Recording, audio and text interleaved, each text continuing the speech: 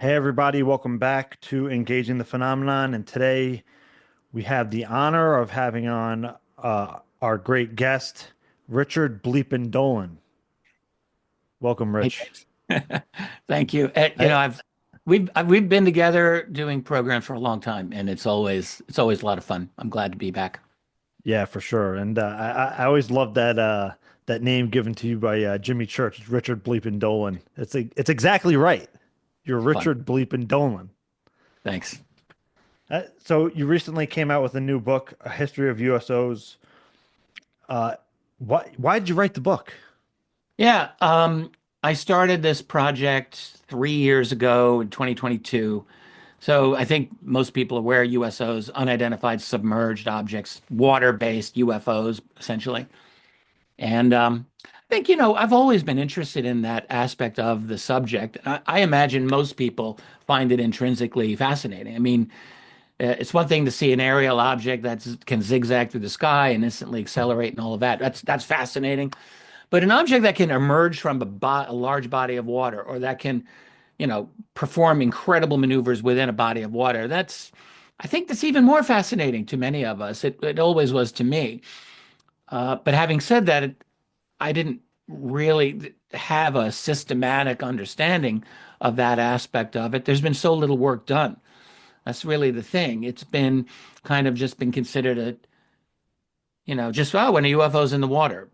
That's but really like not very rarely considering it as a whole. There was a book done back in 1970 by Ivan Sanderson called Invisible Residents, and that was about water-based phenomena. And then many decades later, there's an American researcher named Carl Feind who did more very excellent work on this. And there's been a few people in Europe and in other parts of the world who have also done some work on it, but very very little when you really think about it. So I thought I wanted to I really wanted to tackle this subject, and it just became a very big rabbit hole for me.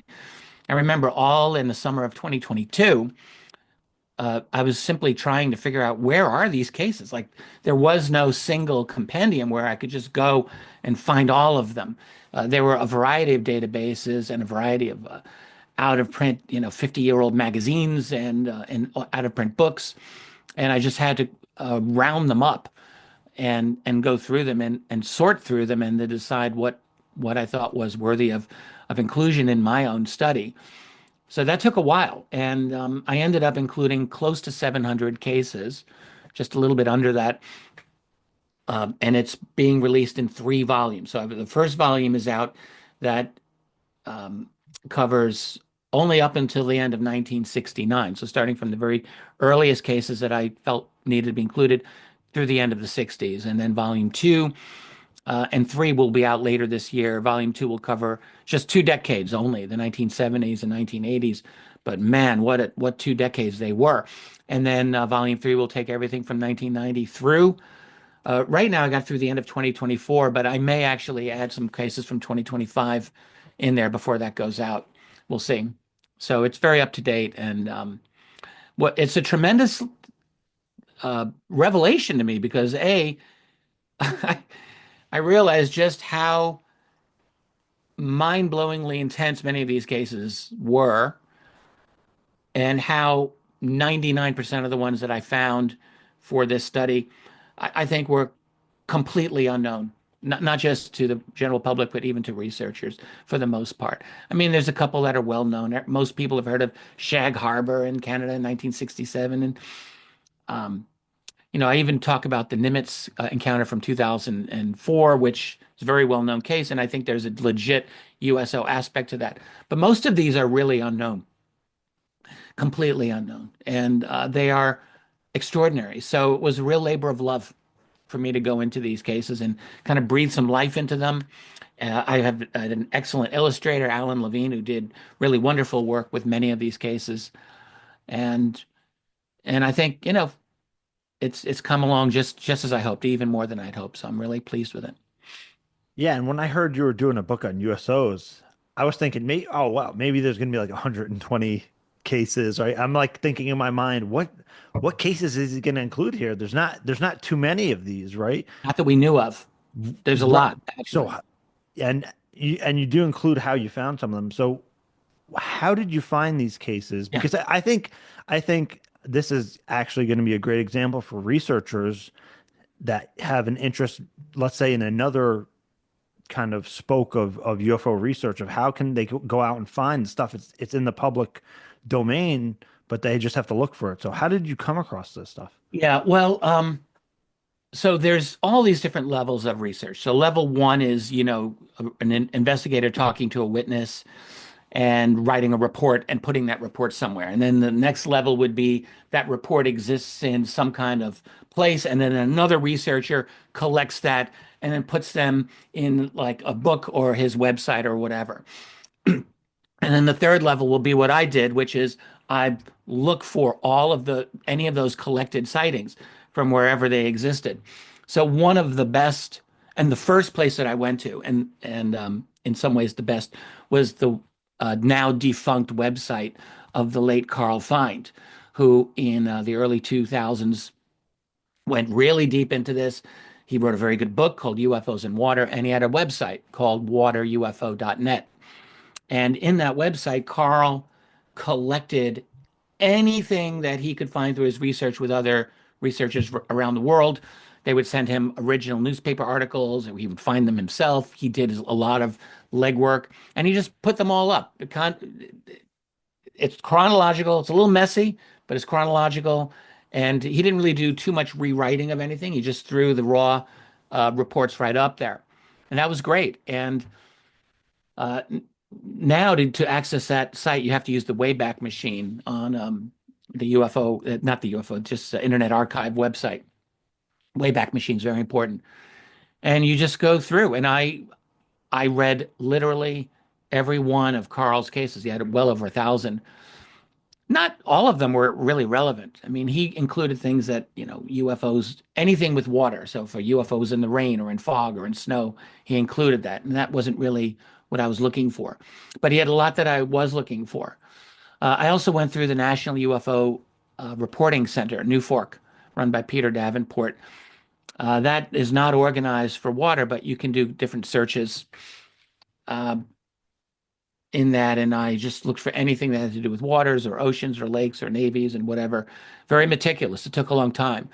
And then I did the same thing with the MUFON CMS, their case management system, which I was very glad, very grateful to get access to. MUFON allowed that of me. I'm not an investigator, so normally I wouldn't have access, but I just put in a request. I spoke to the leadership there, and I told them what I was trying to do, and they said, "Yeah, we'll give you access." So those are the three big databases: Carl Feit, Newfork, and MUFON. All had a tremendous amount of information. It just took many, many months going through and weeding out what I felt wasn't useful and including what I thought was. But then on top of that, there were a lot of other books that have already been done. Um, Debbie Ziegelmeyer of MUFON wrote a book dealing with UFOs and the waterways of Earth. Uh, Preston Dennett did a book on the Channel Islands, Catalina Island, and his belief in a base over there. And there's a very interesting book in Russian by two Russian researchers, Vladimir Ajaja and Evgeny Livinov. Uh, that's only in Russian, but I was able to get a digital copy of that book, and then I just ran it through a translation program and just read it. Yeah. And so you have to scramble. Like when the information was just scattered all over the place, you're just basically hunting down lead after lead after lead.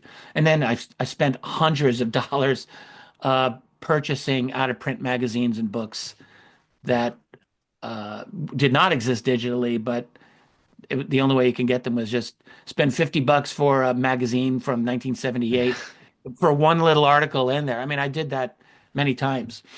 Yeah. And but the result was I ended up getting these fascinating cases. Well, and you did an analysis on this, so you actually put together some, again, like you said, you discovered patterns Yes. regarding Yes, USOs. So I that's right. I found that absolutely fascinating. I was just thinking, oh wow, you're going to put together a bunch of cases. That's great, but then analysis really is like, oh, why I wouldn't have even thought about some of I that. I wasn't I wasn't thinking that initially either. That all just happened. I'll never forget this. My initial plan was to do justice to these forgotten cases and forgotten people who had incredible experiences, and I wanted them to be vivid, I wanted them to be accurate, and I wanted people when they read them to just say, "Wow." But then I was talking with Tracy, my wife, and she had a really excellent idea, which at first I hated the idea because I knew how much extra work it would be. But it was a good idea. And she said, "Look, wouldn't it be great for each case, because you have so many of them, to have like just a bunch of categories: size of the object, color of the object, what was it doing in the water, how close was the witness?" She thought, I would like to see that as a reader, and I bet a lot of people would. And I thought, oh, well, great timing because I just written all the cases out. Now I have to go back over but I did that. I actually went Yeah. back over every case. I had already written the book, and I extracted 15 data points from each case and I put them at the beginning of each case. And then I just thought, well, since I've gone this far, why not put this all into a spreadsheet? And I didn't, I had no spreadsheet experience. Yeah. I had none, but I had an associate of ours who taught me the basics of having how to use Google Sheets, which is their spreadsheet. And I thought, oh, okay, I can actually do this. And I put together a massive spreadsheet that had every one of the cases, 672. And actually, it ended up having more than 20 columns. So it was just this massive undertaking. It was a good way to do my first spreadsheet. It was like this Yeah. gargantuan project. But what ended up happening is I was actually able to look at all kinds of patterns here. So I was able to separate them out. One pattern was, did the case occur or the event happen in daytime or nighttime? A very simple thing.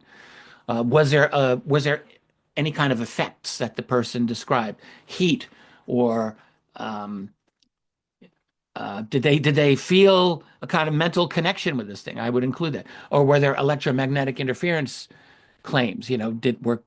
Did electrical systems go haywire, or were communications down, or whatever, EM effects? So I noted all of these different things. How many witnesses? And what I noticed was there were definite patterns that I would never have thought about beforehand. I'll just give you a couple that struck me as particularly noteworthy. So one is the simple day versus night. And you can't really know when you're looking back to all of these cases, did this happen at 2:30 in the afternoon or 4:30 in the afternoon? They don't always give you that information, but you can usually tell if it was in the daytime or night. So I noted that. And what I saw, to my very great surprise when I started looking at that, was up until the late 1960s, day versus night was almost exactly 50-50, which, I mean, in theory, you might expect that, I suppose, uh, because the Earth is half in the daytime and half at night, and maybe that makes sense. But what I noticed is that from the late 60s onward, it went to very suddenly, very dramatically, to three-quarters happening at night. 74% to this day. That's been the pattern. And even more dramatic when you separate military from non-military cases. So military cases since the late 60s happen almost 90% at night. It's 87, 88% at night. It's overwhelming. It's overwhelming to the point where you have to conclude, I think, that the intelligence is behind this. A, they can distinguish between military and non-military because there's a very big difference between daytime and nighttime. And then B, there seems to be a behavioral change in these objects by the late 60s where they generally went toward a predominantly nighttime approach. And we can ask why that may have happened, but it seems to me very clear that that is the case. Another uh, pattern that I noticed that I think is interesting was electromagnetic interference patterns. So the first EM case that I recorded as a USO case was in the early 1950s. There may have been earlier ones, but there certainly were earlier ones with UFOs, or aerial sightings earlier than 1951. But for USOs, that was the first one that I found. So starting at that point to the present, almost 10% of all USO cases had EM interference, about 9.5%. It's quite a lot. But what's really remarkable is that when you separate out military cases Military cases are twice as likely to have electromagnetic interference. It's about 20% of them. And what's very bizarre is that in the few instances where a witness claimed either to have missing time or to have seen a being associated with the USO, those cases were 4 times more likely to have electromagnetic interference than the norm. So it's really quite remarkable. It's uh, I just have a hard time thinking that this is a random effect or a random result. So I think when you see a pattern like that, my feeling is that this actually speaks well of the data. There are patterns in this data that I would never have anticipated, but that seem very consistent across geography, across time, types of witnesses, and so on. So it makes me think that the data that I was extracting from all of these sources probably was accurate. I mean, you can never really be 100% sure with a lot of these cases. You know, the witnesses are long dead in many cases, and you're left with a newspaper clipping or a scrap of written down by some researcher 50 years ago. But still, I tend to think that this is legitimate information, and the patterns tell me that we can perhaps infer a few things out of the behavior and maybe even intentions of these beings when we look at these patterns enough. Yeah, I mean, I think that this is a great addition. UFOs in the national security state, I mean, alone was just, I mean, still, it's like a go-to. I think everybody should, if entering this field, has to read those books. And I think that you've created here, and you only have one volume out so far, but the others are coming. Oh, they're This, coming. They're on the heels. yeah, All the yeah, cases are written. All of the statistical analysis of all of the cases is done. And it's just, I just need to finish organizing them into chapters and just doing a little bit of final cleanup and all of that. But it won't take that long.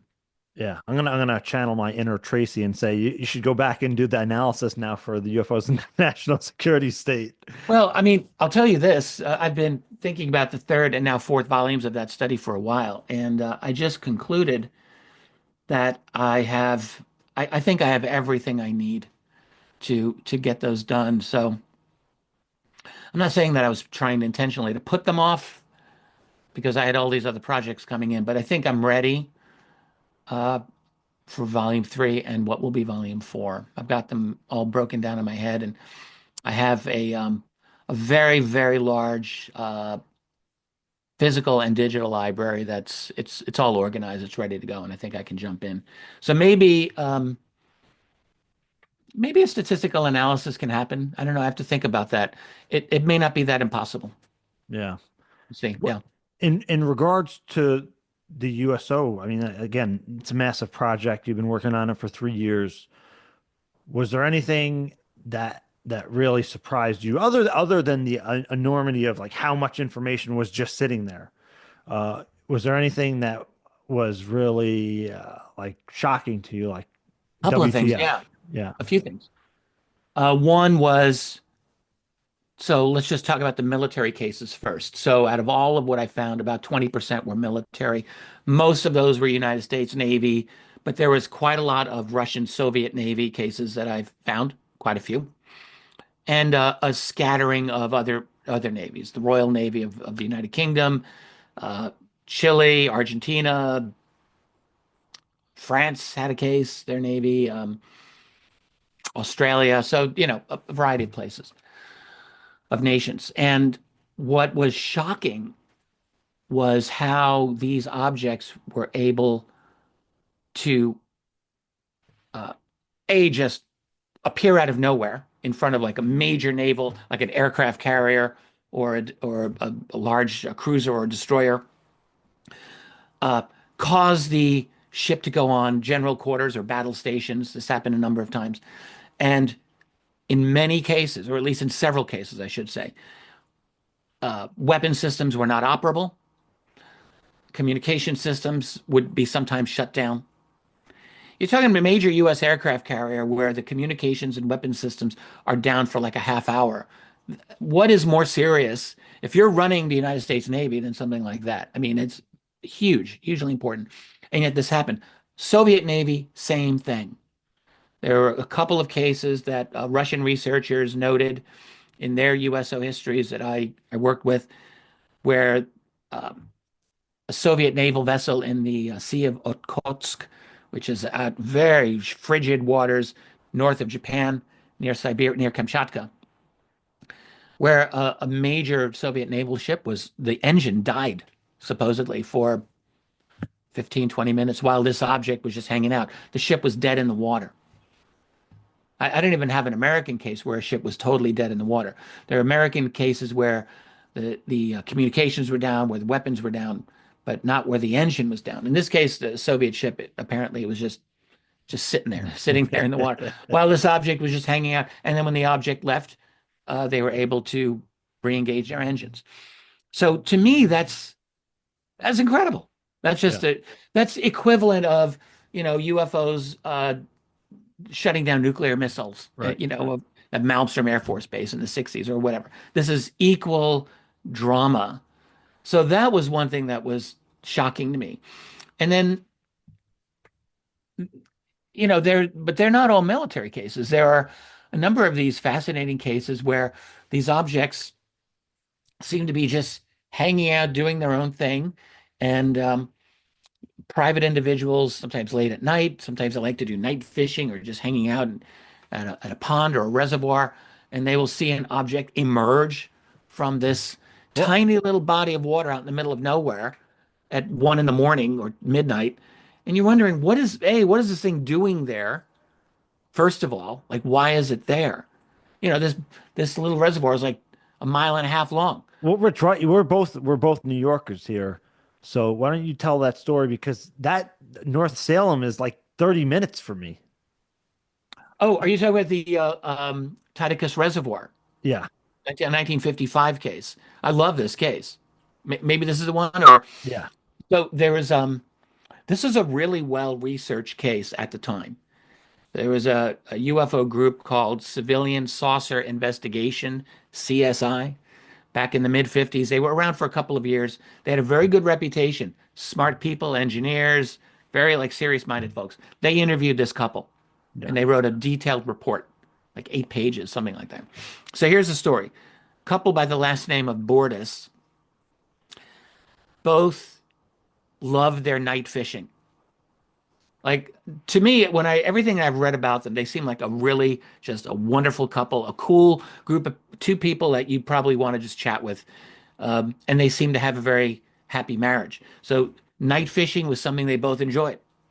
So it's the summer of 1955, and they're at this little reservoir called the Titicus Reservoir in just north of New York City. 20-minute drive north, probably, if that. So it is midnight. And this reservoir, I've looked at pictures of it from today, and it's beautiful. It's covered, surrounded by trees, and it's maybe 2 miles long. So they were there, and they parked. They had to get into a rowboat. They rowed about a mile to the spot where they wanted to fish or do their thing. And that they're on the shore, and that was when they saw this light in the water, and they see this orangish basketball type of sphere object emerge from the water. So that's crazy enough. So the husband says, I'm going to row out toward that thing. Yeah. She's So she's standing at the shore. And meanwhile, there were two long, he said they looked like fluorescent tubes, whitish, bluish, two of them, each about 30 feet long. And they came out of the water and they were below the orange glowing sphere.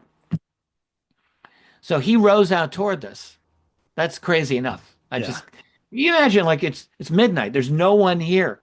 You see this crazy thing come out of the water, but he goes out there and he's rowing, and he's then noticing as he's trying to get closer, but this thing is moving away from him. So it's reacting to him. That made him nervous. So he decides, you know what? Enough of this. I'm going to go back. He rows back to his wife, and they decide, we're just going to go home now. So they get into the rowboat, and they have to now row a mile back to where their car is. And the whole time while they're rowing back, they said this object followed them and was shining light occasionally on their boat and occasionally on them. Yeah. It was very distinct. They were not harmed in any way. They get out of the boat, they get into the parking lot, and from the parking lot at their car, they can still see this thing. And then they drove home. And very shortly after that, I don't know, it wasn't clear to me how they contacted this organization, but one of them did, and they told their story, and they were considered highly credible, very, very believable, and that's just a drop in the bucket. Yeah. That's a good one because they got a much better interview than most witnesses get. Most of these cases, a witness will, like years later, sometimes will write their story to some organization or, um, but in this case, it was a very detailed kind of a thing. Yeah. And I'm again, like, that's what's it doing there? right. What is that thing doing there? That's one of many such cases. And I was going to say, how many times does something like that happen is not reported? Yeah, I have to think many, many more times. Because when you look at these cases, when I study how the cases come to light to begin with, you realize, especially with the Navy cases, typically it's like a Navy guy, usually they're men, 20, 30, sometimes 40 years after the fact, will write, well, it's been long enough. I don't have much longer to live. I'm just going to tell my story. Yeah. And so you have to assume most of these encounters don't get that kind of a treatment. And it's the same with these civilian cases, in my view. This is notorious with just aerial UFOs for years and years. Most people who see them, they don't report them. And I have to think it's the same with USOs. Yeah. I would definitely think so. Now, I do want to pivot a little. Uh, you had mentioned to me that you were doing some research on Chinese UFOs. So do you want to get a little bit into that Yeah, and yeah, how what you're actually doing and where people can find it too? yeah. Well, I don't know what happens to me. I'll get my head into a certain groove and I just follow it. And sometimes the timing isn't the best. Like I really should have been going headlong into wrapping up the second volume of my USO study, which will be happening soon. But for reasons that I don't really know, about 2.5 weeks ago, I said to myself, what's going on in China? So, over the years, I've spoken to a couple of Chinese UFO researchers, one from Hong Kong, another who lives in Australia but goes back and forth to the mainland, a couple of South Korean researchers, great people. So I'm no expert though in Chinese ufology, not even close. But who in the West really is? That's the thing. Right. I thought I don't like having this blank spot in what I'm trying to understand here. So I thought let's just see what we have. And I have a pretty large digital library of my own and a physical library, and that helped me a lot. But there was a lot that I still didn't have, so I just did my research and I went through various websites and I used the Wayback Machine quite a bit again, like I like to use. So I put together 2 weeks ago. I put together a 2-hour video presentation for my website only on what I call the hidden story of Chinese ufology. And it was truly fascinating. And I'm just wrapping up putting that into what is about a 40-page paper, which I'm going to publish on my website. And I think I'm just going to make that free to the public. So that should go up. It might go up today, as of this interview. Certainly today or tomorrow. I'm Yeah. wrapping it up. And I'm no expert. I don't speak Chinese. I've not been to China. I've had very limited interaction with Chinese ufology, but I've tried to put together as careful a story as I can. And it really is fascinating. What I realize is that Chinese ufology cannot be understood without a real strong appreciation of Mao Zedong and the Cultural Revolution that immediately preceded the opening up Chinese UFO research. What happened under Mao from the 60s into his death in 1976 was a really terrible, terrible thing that happened to the nation of China. I mean, it ripped China apart in more ways than one. And I don't have to get into all the details of that, but one thing that was several things that were banned, completely banned in China, was UFO research altogether during that period. And also, like any kind of spiritual practice like Qigong, which you and I, before this interview, we were talking about.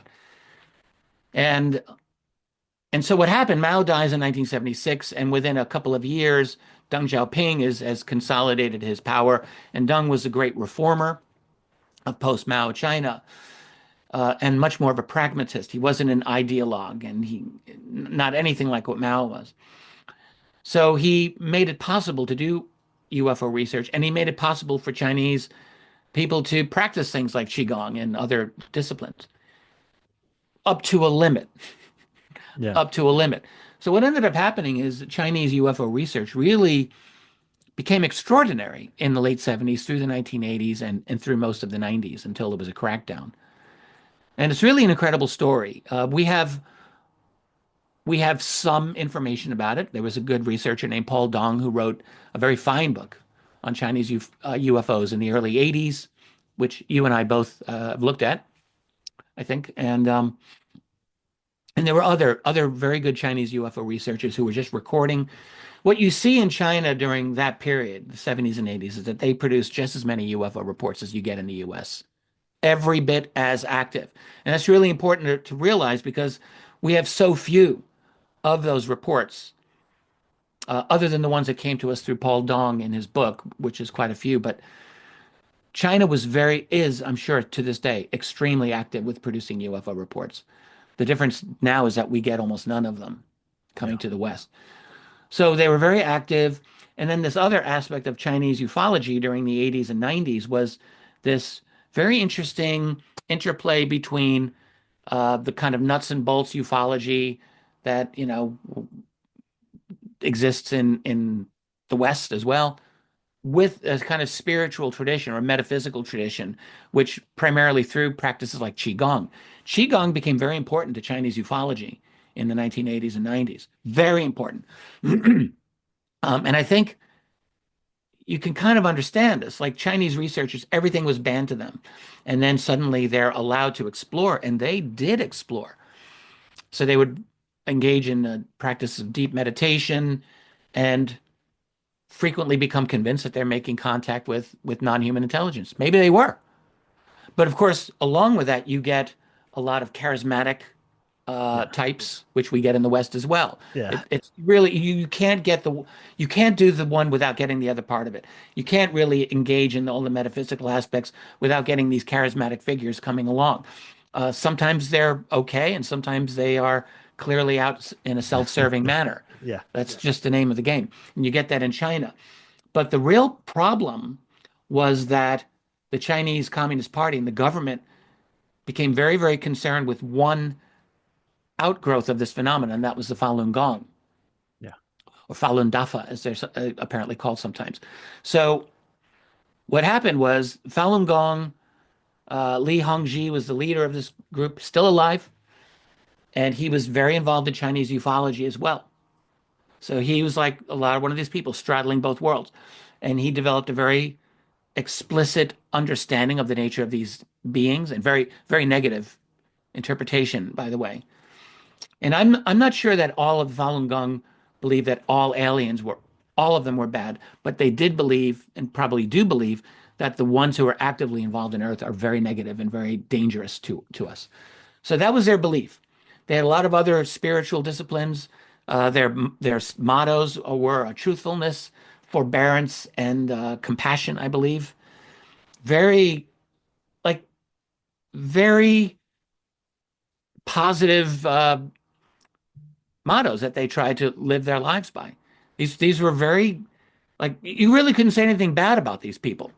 They were very uplifting, but the problem was they were not under the control of the Chinese Communist Party. They were an independent group, and they grew like mad in the 80s and in the 90s, to the point where by the end of the 1990s, they had an estimate of almost 100 million followers. 100, even in China, that's an enormous number of people. Yeah. And so and keep in mind, China had just had the crackdown at Tiananmen Square in 1989, which was a huge threat to their control over China. And it was a bloody crackdown, and the Chinese government looked very bad in doing that. And so they're still smarting over this. And now in the immediate aftermath, this new group comes up that was spreading like wildfire throughout China, had 100 million followers, had a very specific UFO belief system as well, which makes them very interesting. And in 1999, the Chinese government did a massive crackdown against them. The Falun Gong in April of 1999 had done a protest in Beijing uh, after the Chinese Communist Party authorized a very negative hit piece against the Falun Gong, basically. So the Falun Gong responds by having 20,000 of their followers surround the government complex in Beijing Yeah. in a protest. It's just, I mean, I'm not defending the CCP here, but just looking at it from their point of view, they had to be, Yeah. shitting themselves. They're surrounded by 20,000 people who are peacefully protesting. It's Yeah. peaceful. They were not calling for an overthrow of the government. That is true. But still, this was a very defiant move. Yeah. And and shortly after that, the Communist Party did a massive crackdown. I mean, nighttime, dragging people out of their homes, making them disappear, throwing them into stadiums because in the first week there were 50,000 arrests alone. First Yeah. week, it was Wow. massive, Yeah. and so uh, it was a brutal crackdown, and they basically made the Falun Gong disappear, and I mean in a horrible way, a tragic, terrifying way. And then you get, the very gruesome stories about, I mean, just people dying in captivity, many of that. But then rumors, and some people will say yes, others will say no, of things like organ harvesting and the like. I mean, very, very terrible stories. What is definitely true is that the Falun Gong were banned in China. They exist internationally to this day, and but that is a fundamental element to Chinese ufology because the UFO community in China knew full well by the late 90s, we have got to completely disassociate ourselves with anything to do with that, or we're next. Yeah. And so they did. They created a new organization. Back at that time, they based it out of Hong Kong, which had a little more liberty than the rest of the mainland. And but they went very, very strictly scientific, and not just scientific, but really kind of skeptical scientific. So they were. It's almost like you read things that they produce now, and it's as if they're coming out of SETI or some skeptics organization. They do not promote an ET perspective at all. Uh, but what you also get is that there's still a grassroots Chinese ufology that still exists, and they have to be very careful. They don't get official state sanction. They are tolerated up to a point. And if so, what that means is that there's a strong contactee movement in China that is like one step removed from the Qigong traditions. Yeah. Really not surprising. I mean, you see the same connection in Western ufology. The consciousness, metaphysical side of it will usually focus on contact much more than the scientific nuts and bolts people. And it's the same thing in China. So grassroots Chinese ufology, very strong influence by contactee cases, very powerful. Whereas the mainstream state-sponsored ufology doesn't do any of that. Some of those contactee cases are pretty interesting, by the way.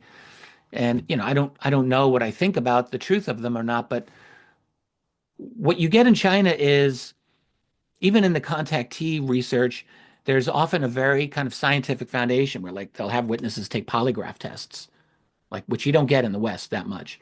Or they'll go in and they'll have Geiger counters and they'll look for radiation. Like they're really in very good, I would say, about trying to do as much scientific authentication of these cases as out there as they may seem. Like they do it. But you get this, it's a rift between the public and the private. And the last thing I'll just say in my own research on Chinese ufology is the role that is probably being played by the People's Liberation Army or the Chinese military, which They are very sophisticated with this. It's quite clear. So they have their own UFO or UAP data collection system that is when I read about it, it's very logical. It's very well thought out, frankly. So they have a three-tier system where they will have all of these sources around the nation, astronomical places, weather stations, military station. They will collect raw reports. They will then go to processing centers that will analyze those reports to a certain level, and then those will go to the central processing unit within the Chinese military where they will do their final analysis. So it's a three-level system. We get nothing of what they do. They everything's a black hole. So what's clear to me is that there were many Chinese military UFO cases that I read about from the 70s and the 80s, and even before, a few in the Mao times that leaked out. So it's very obvious the Chinese military has just as many UFO encounters as the US or the Russians. I don't think there's any question about this. But they are absolutely silent about this. And I personally have come to the opinion that the mainstream Chinese UFO research community is kind of like the old Project Blue Book that we had in the US, where, or maybe the Arrow group today, where Yeah. you've got this official body that essentially will take the reports but downplays them, no ET anything. But meanwhile, the real investigation is going on in the classified realm, and that's what I think the Chinese military is doing. And then they just let the grassroots ufology do its thing until those people go too far. And if you go too far, you can go to prison. And some Yeah. people do go to prison. There's a woman who in 2015 was sentenced to 8 years in prison. She was, I mean, very possibly she was, uh, one of these guru cult leader types that you get in the West and in the East. She was talking about Ashtar Command and the Galactic Federation of Light and all of this stuff, but she was like the princess and she had all of her followers. And, but, you could disbelieve her all you want, which I think I do, Yeah. but the Chinese government threw her into prison Yeah. for what they called heterodox views.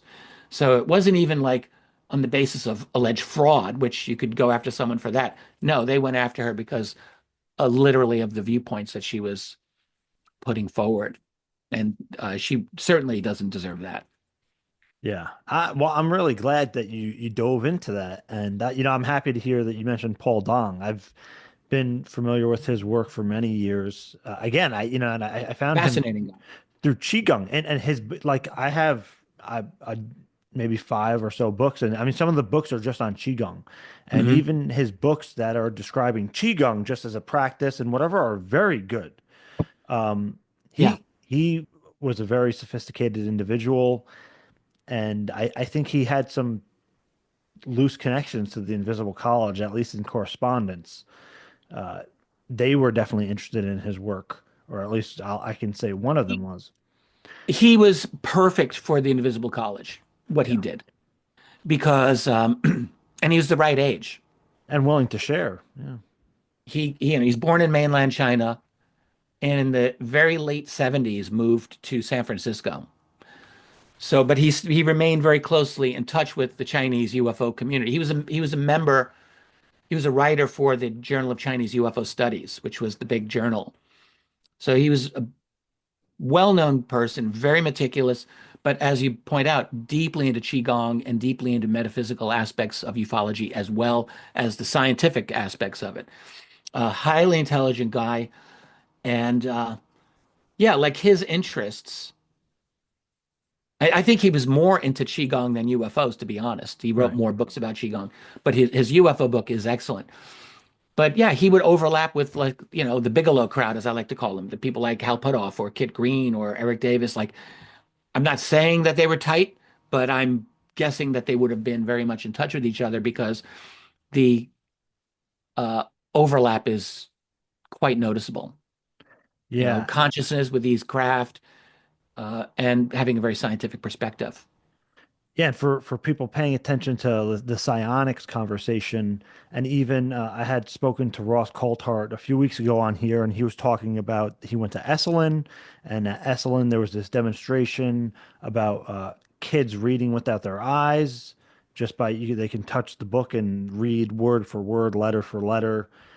And Paul Dong wrote about this decades ago in a book called China's Super Psychics, and it was all about these kind of psionic phenomena that the Chinese government was deeply investigating, and they again, you have to everything with a grain of salt, but there were definitely some really interesting things that were being talked about, and this is not Richard Dolan saying this. This is James saying this. I had been practicing Qigong for many years just because I discovered it through Chinese martial arts and in my own like CE5 or what, contact modalities. In my experience, uh, it had seemed to augment that process, for what that's worth. So I do think that Paul Dong was onto something with that. I And can that, easily believe all of this. I mean, look, people are talking about the telepathy tapes. I don't know if you've been getting into that, of probably. course, oh, They're amazing. absolutely, absolutely fascinating. Absolutely fascinating. But I mean, even beyond that, uh, I don't think there should be any question that there are elements of the human mind and consciousness and capability that we're only once again rediscovering. And I think I've become convinced for a long time that this is a very important aspect of what we call the UAP or UFO phenomenon. So, to me, it's all about separating what I can believe from what may be harder to believe. Yeah, not always easy to Not do everyone it. has the same credibility, in my view. Right, correct. And I mean, you always have to kind of revisit it as well, because there's things that even for me, I would consider myself open-minded. Uh, but where I heard some things and I would just be like, I don't know about that, man. And then like, 10 years later, I'm like, well, Yeah, it's true. maybe there's something to, so I mean, that's like you used to talk about this back in like 2010, 2011, 2012 when I was watching all your talks. Like you got to take a red pill like every 3 to 6 months with the subject. Sometimes it's just like what you think Yes, you have it figured out, it's so true. yeah. You don't just like in the Matrix, Neo takes one red pill and he's done. Yeah. I wish it were that simple. Yeah. Because really, with this subject, you're tearing away one paradigm after another every after period of time, 3 months, 6 months. You think you've got it, but then you realize you go further and there's more, and you gotta rip through that and go through the veil yet again and again. I've lost count of the times I've done that, and I'm sure you have too.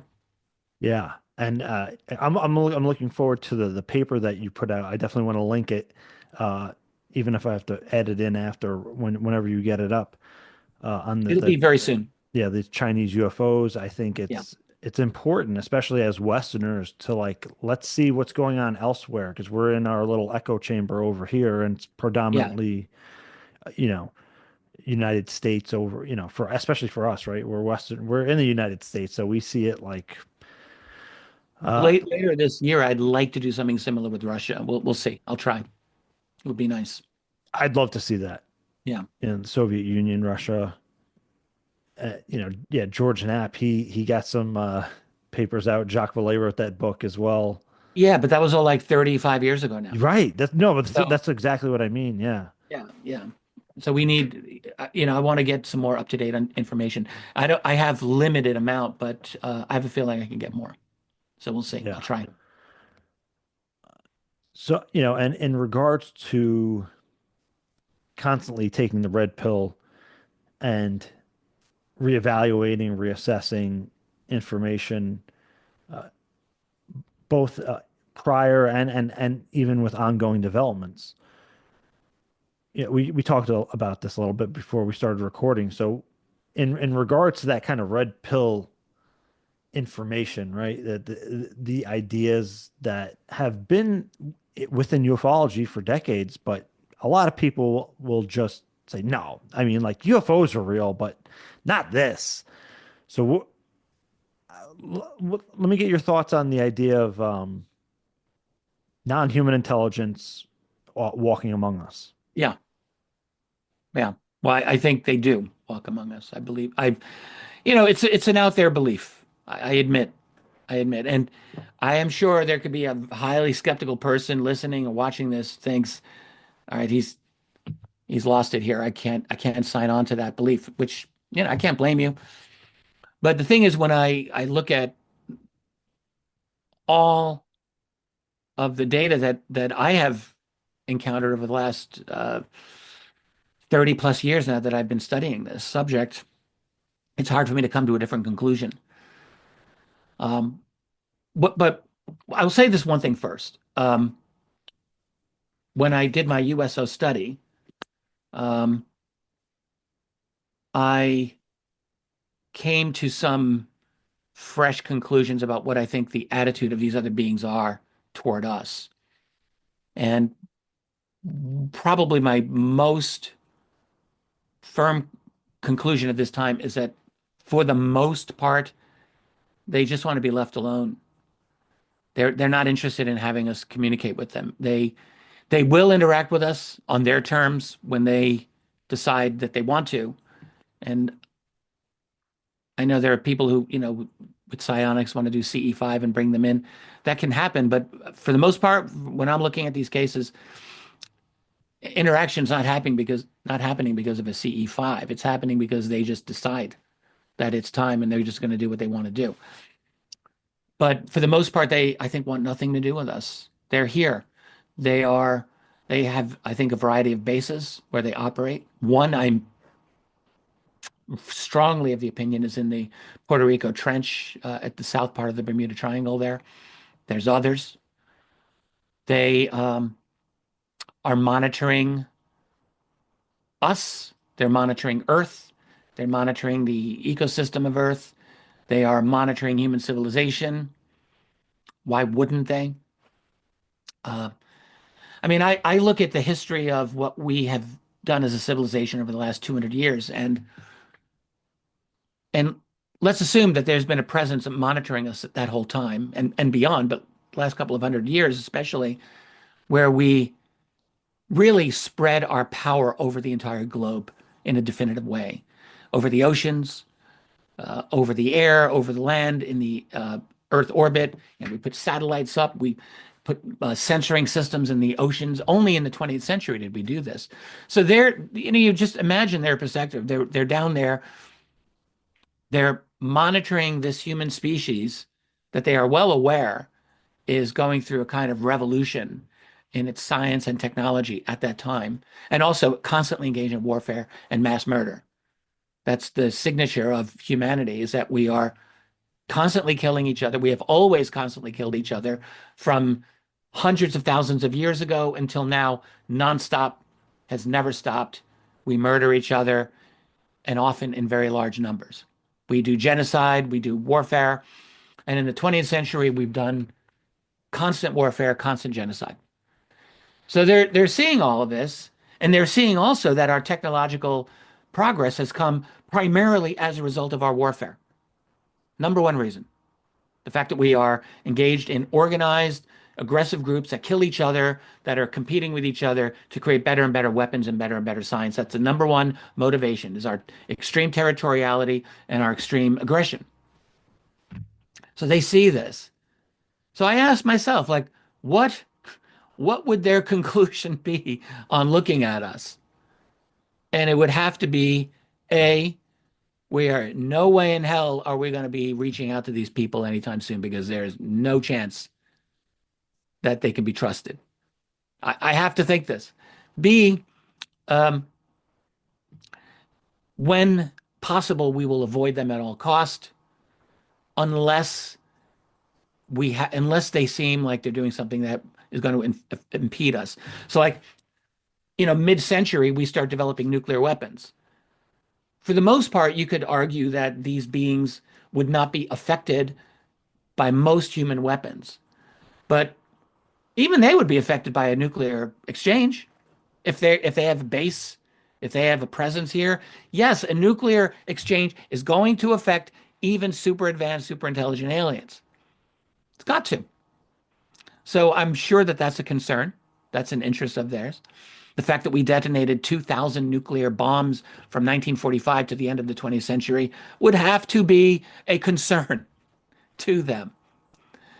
The fact that even they may not be able to tell, like, are these humans going to start World War III next week? They may not be able to tell that. So there's this very strong monitoring that had to be going on, has to be going on by them. Now, there may be other aspects of this. We talked about the Falun Gong earlier. Falun Gong believes that these aliens have infiltrated human society and that they control us through technology. So they've helped promote our technological development in their belief system, and also that they manipulate the human power structure such that they are creating a kind of really dark, dark future.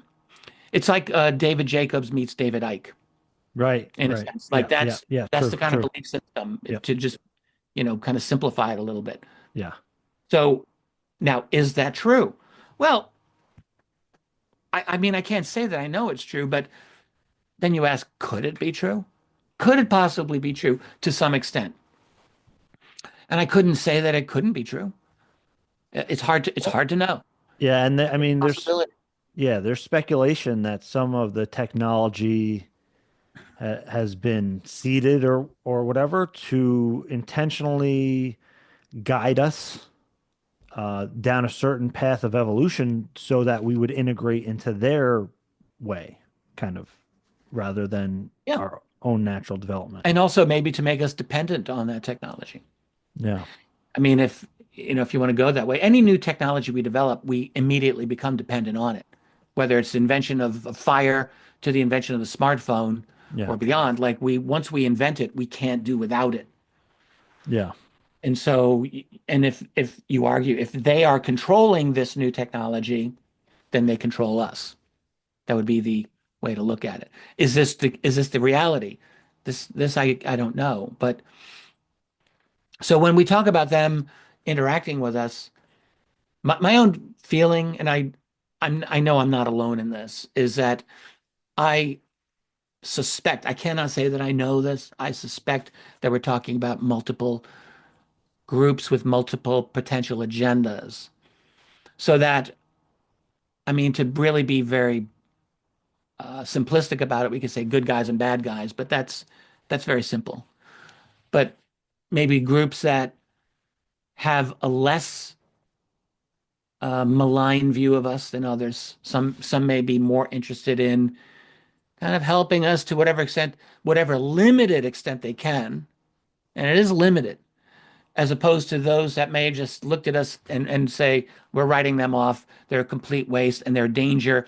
And you know what? This place would be better for us than for them anyway. So screw them. We're going to take on human suits and we'll infiltrate and just get rid. Who knows? You should But write a book on that. well, I did about 5 years Yeah. ago, Alien, and yeah. You I'm wanna constantly rethinking my thoughts on that too. But yeah, maybe that's what they're thinking. yeah. Uh yeah, in my own experience, I think it's also different intelligences. Uh I don't know if you want to talk about this. This is a little bit of a segue, but you before we started recording, we were talking about a story, the guy, the SDI guy. The Uh, FBI guy? SDI, the Star Wars guy when you were Oh, watching oh, the oh. I'd love to hear Oh, it's a that. crazy story. Oh, I'll tell it. Yeah. And yeah. Uh, this is a bit of a left turn, but it's true story. Happened to me when I had just turned 21 years of age in 1983, a long time ago. And I was at the Newark International Airport, preparing for my first flight out of the country ever. I was flying to the United Kingdom for study, and and I was kind of nervous. You know, I'm standing by myself in the airport, waiting to I don't know, waiting to get to my gate, I guess, or whatever. Or I was at my gate, I can't remember. So I was in the Newark airport, and they had televisions on the walls, and there was a news story on Ronald Reagan's Star Wars program, the Strategic Defense Initiative. In 1983, that was all over the news all the time. This is the summer of '83, and it was very big. So I'm just standing in front of the TV and I'm kind of passively just watching the news, just to kill time. And while that story was happening, this man walks up and stands next to me. He was probably in his 40s, very well dressed guy in a gray suit, and maybe in his 50s. And we're silent and we're just listening to the news story.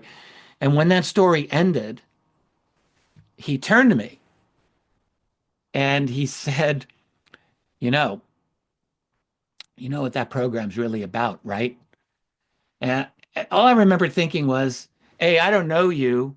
B, I'm not in the mood to talk to people. I'm totally freaking out because I'm going to take my first flight overseas and I have all this other stuff on my mind. And I'm thinking, I've got a crazy person here going to tell me some crazy whacked out stuff, which is what he did.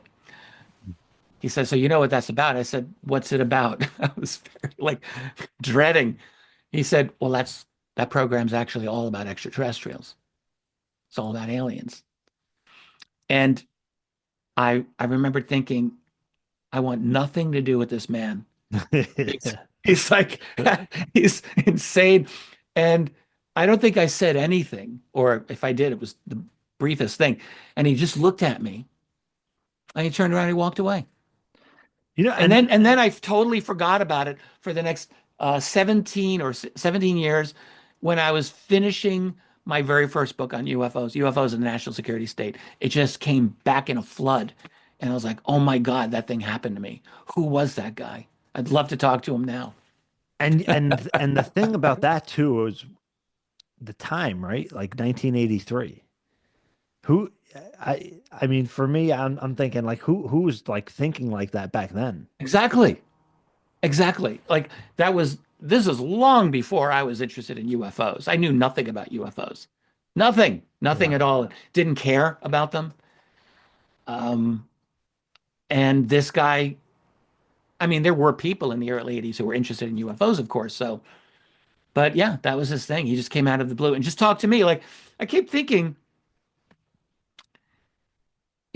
20 years later, I had thrown myself into that very subject in such a deep way. Actually, 10 years later, I was Yeah, going into right. it deep. And was that just chance? Yeah, Probably, but crazy story. it is. True story. And I thank you for sharing that. Well, Rich, I'd love to talk to you more. I don't want to take up too much of your time. I already have. Uh, so for people watching, listening, where can they find your new book? Yeah. Well, it's available in three, soon to be four formats on Amazon. So it's a hardcover, it's a paperback, and it's an ebook. And the audio book is just about done. I'm going back and forth with the reader. I am not the reader, but he's very good. He's really good. And we're going to have it out, hopefully, fingers crossed, within a week or so. Could be done. Not impossible. So that's all on Amazon, but you can link it from my website, which is richarddolanmembers.com. I'm very active there. Um, so people can go there. And then, of course, I have a YouTube channel, Richard Dolan Intelligent Disclosure. On my website, though, at Richard Dolan Members, I will be publishing the article that I just was telling you about on Chinese ufology. It's quite long. It's very long. If it were in any of my books, it would take up about 40 pages. It's Yeah. it's fairly extensive. I can't pretend that it's definitive. I will never pretend that. It's just my own exploration. But it was something that I'm glad I did. And there's Well, hey, here's an idea for you, Rich. Why don't you do the Russian Soviet Union one and then do a book called International UFOs and you just include all of them, right?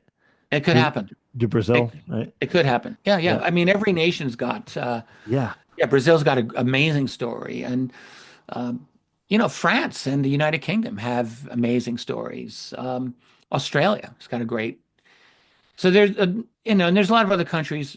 One I'd like to know is India, which is like Right. an enormous country with very little official ufology coming out of there, and then all of Africa, which is massive and very little. But we're in well into the 21st century, and there's no excuse, I feel, for us to be so ignorant about the state of UFO research in other parts of the world. We really need to do better with that. Yeah. Yeah, I agree with you. 'Cause again, there's a lot of different aspects. Like, again, the Chinese UFO thing. I mean, I wish there was another book on that. Other than Paul Oh, Dong's great work. desperately need one. But China, the one thing I'll just add with this, I think it's very important to understand with China, in my opinion, is that we talk about disclosure and transparency in the West these days. Uh, I am convinced that that is the absolute last thing the Chinese government will tolerate. Right.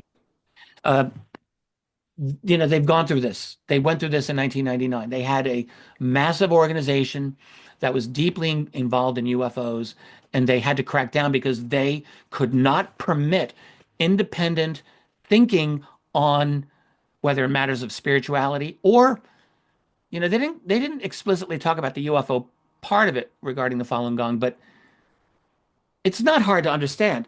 If you had independent UFO, truly independent UFO research in China that wasn't in danger of being persecuted, they're going to go into the conspiracy route. They're going to have to. Eventually, they're going to go into the cover up route. It's inevitable. So that's one problem.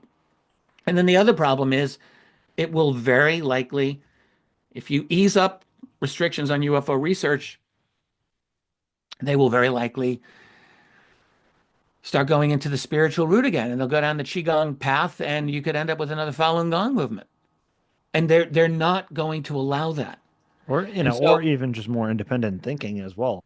You know. absolutely. So it is not welcome, it is not permitted, and it will not be permitted. And so if there was like a real UFO disclosure or a UAP transparency here in America, let's say, Trump next week says, yes, it's real, the aliens are here.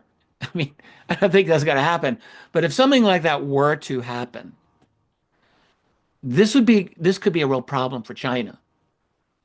Like in a way that it wouldn't be the same kind of a problem in the United States or even in Russia. Right. China, in my opinion, at this point is, or the Chinese government feels much more vulnerable to this type of openness because they've gone down this road before.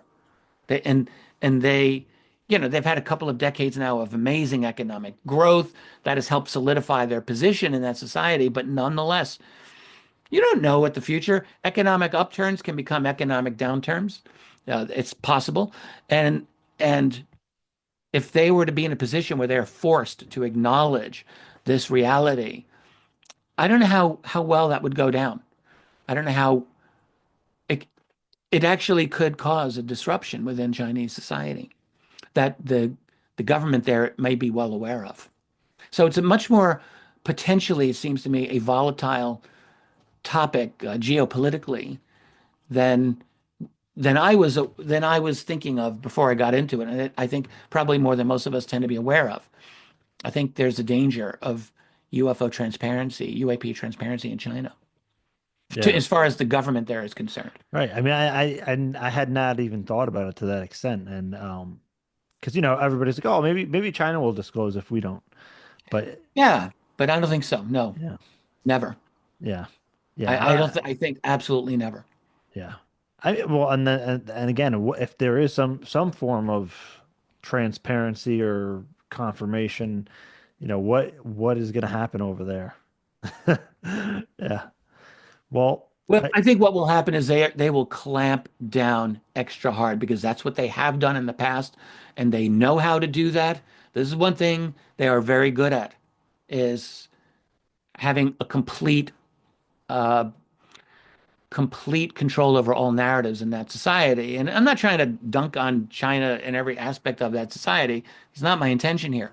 But I think, I'm trying to be as objective as I can. And there is a tremendous amount of control that is exhibited by that government over pretty much everything that's allowed to be discussed. There are certain freedoms that people can talk about and people can complain about their government. It's not impossible, but you've got to be careful and you have to do it in the right way because if you don't do it in the right way, you could be in trouble.